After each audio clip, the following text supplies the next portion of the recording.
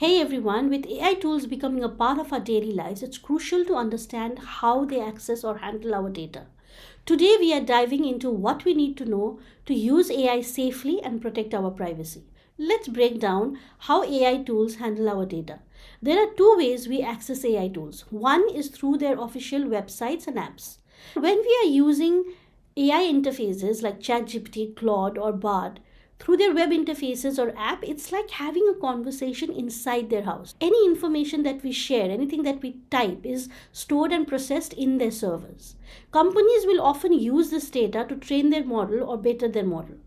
Hence, you should always consider reading the privacy policy and see if there is an opt out option if you want to opt out from this. The second way that we access the AI tools are through API integration. In this, what it means is that we have apps with built in AI into it.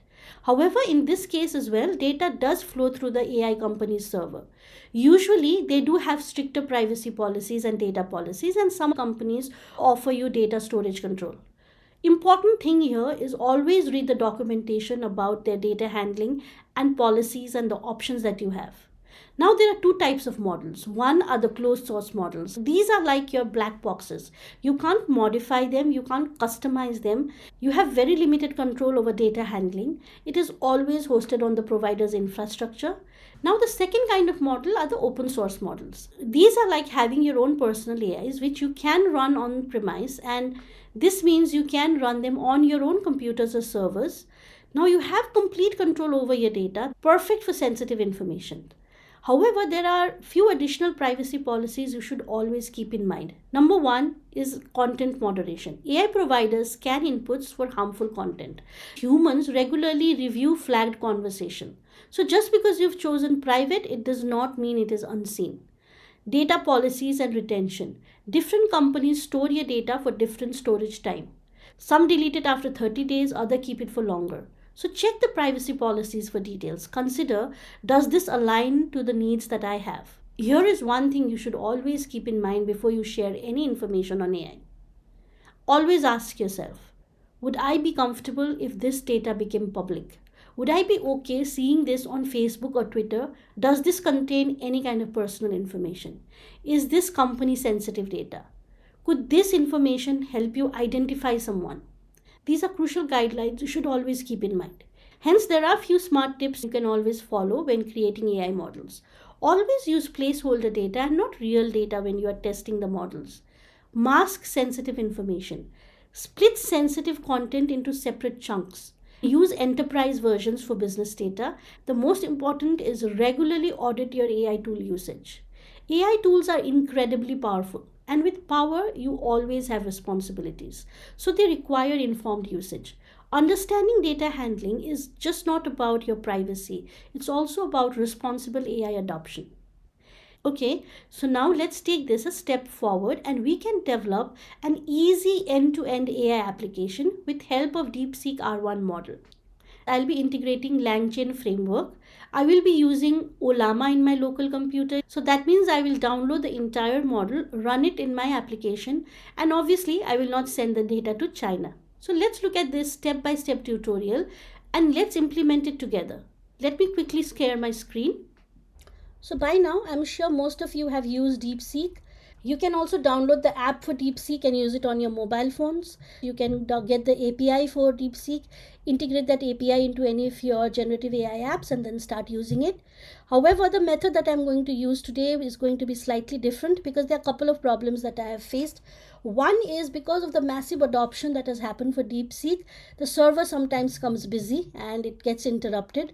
Secondly, any information that I put into this model, whether this is going to be on the web interface, the app or the API, it is going to be processed through the servers as I explained it to you earlier, and I do not want to share my data. So what I'm going to do now is download the DeepSeek on my computer and run it on premise. It will download all the parameters into my computer and start using it from there. So in order to do that, we will be using OLLAMA. We need to write OLLAMA DeepSeek R1 and then search it. The first option that we get, DeepSeek R1 OLLAMA, this is the option we go into. You will see that there are other distilled version as well.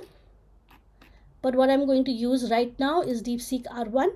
When I come to the DeepSeek R1 page, you will see that A lot of versions are available here: 1.5 billion, 7 billion, 8 billion, 14 billion, 32 billion, 70 billion, 671 billion. These are different models. I'm going to go in for the smallest one now, which is 1.5 billion parameters. So in order to run this, all I need to do is copy this particular code. OLLAMA run DeepSeek R1 1.5 billion. One thing you have to keep in mind before we build this model is you need to have OLLAMA installed in your computer. Right now, if you see at the top of my screen, you have this OLLAMA here. This means that OLLAMA is installed on my computer and I'm going to use that. Okay, so now let me get the terminal. If you have a Windows laptop or a desktop, you'll need to bring your command prompt. I have a Macintosh or an Apple, so that's why I'm doing it in the terminal. It's one and the same thing. In this, what I need to do is I need to paste the command that I have just copied. If this is the first time that you are running it, this is going to install here now. It's going to take a few minutes to install it, so let it install. For me, this model is already installed on my computer. So what this basically means is now DeepSeek R1 is running inside my laptop. It is not working through the servers. In the terminal, I can simply test it. So let's say I want to get information. You will see that it will show you the thinking process that's happening, and then it will give you what a sales funnel is. The information is here. But this is not how we are going to build the app today. What we are going to use today is we are going to use VS Code. In VS Code right now, in this particular project, I've already started the virtual environment and I've already run the requirements, which means I've already installed these libraries, which is Streamlit, Langchain Core, Langchain Community, and OLLAMA. I'll be putting all these codes on my GitHub. I'll be putting the link to the GitHub so you can use these codes to build this app. Okay, this is going to be a very simple app. It's going to do some basic things, but it is going to help you understand how you can use these functionalities on your computer. The speed that it works with on my computer might be faster in comparison to yours because I have a high-end spec computer. So I've opened a new Python file, which is app.py. You can give any other name. And in this, I'm going to import the libraries that I need. So which libraries do I need? I need import Streamlit as st from Langchain OLLAMA. I'm going to import chat OLLAMA, and from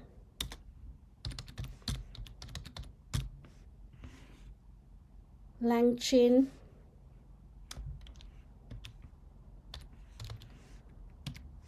Core, I'm going to get the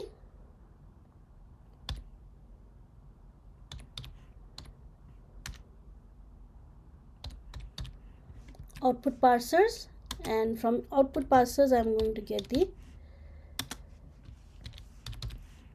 str output parser.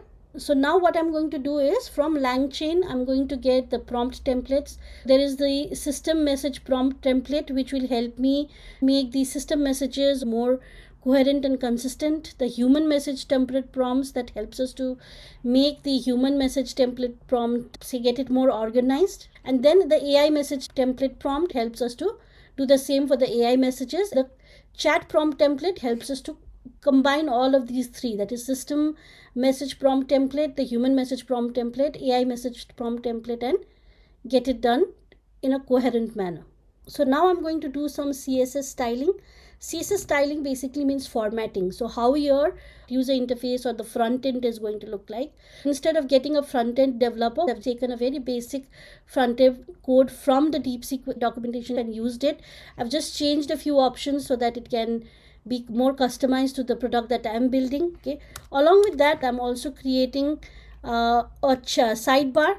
In that sidebar, I'm making it a little bit more flexible and putting it some options.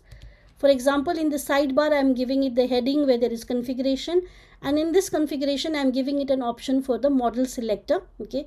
So if I have multiple models, I just have R1 1.5 billion parameters here, but if I want, I can have multiple models, multiple AI models here, and I can use any one of it at any point of time. Okay, and also to let your user know what all it can do, I'm putting in some information for what model capabilities this has, and to give information that we are using Langchain and OLLAMA. I've put in the two websites for it. After the CSS configuration is done, we need to start initiating the chat engine. In that, I'm going to use LLM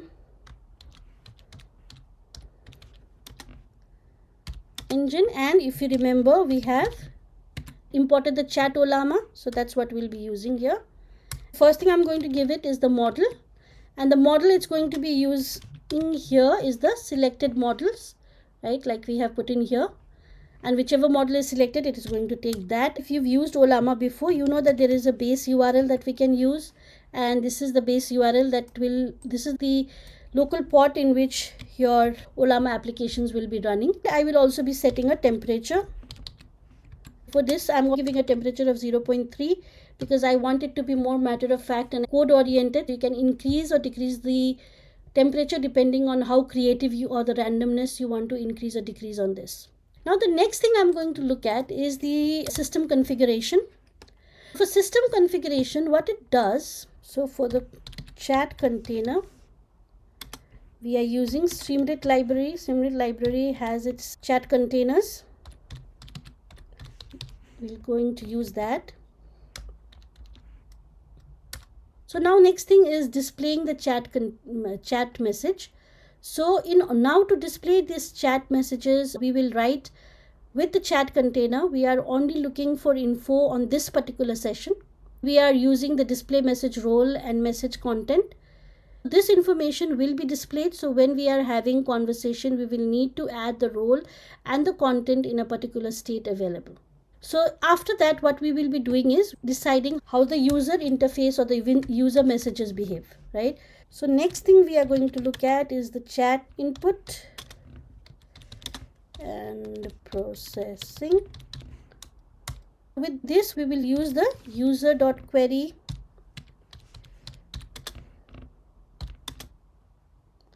You have this chat input function again from this Streamlit.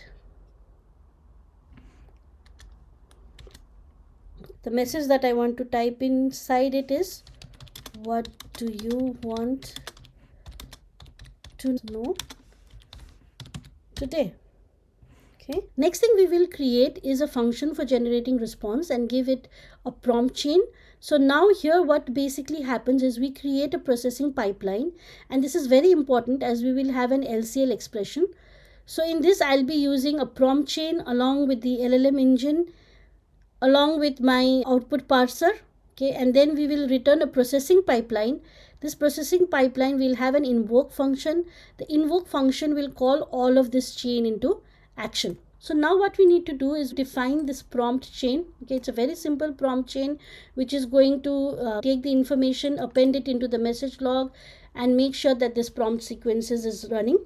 Okay, and in order to get this done, we need the user's input. If the user puts in the information here, it's going to create a session state, and in the message log it's going to add each chat that is there. Okay, and then it will build a prompt chain. Okay, the prompt chain will get the AI responding here. Okay, and then it will create the information, store it in the message log, and it will be displayed. So now this app is built and ready to use. Now that we have finished the coding portion, let's save this file and run it. We use Streamlit. You need to go to terminal and type Streamlit run and the name of the Python file. For my case it is app.py. Enter. So now you see this chatbot is live and active. So how the CSS formatting has helped here is it's determining the colors here. Okay, what's the title of it, what's going to be the caption on it, and this is from how the chatbot is going to message here.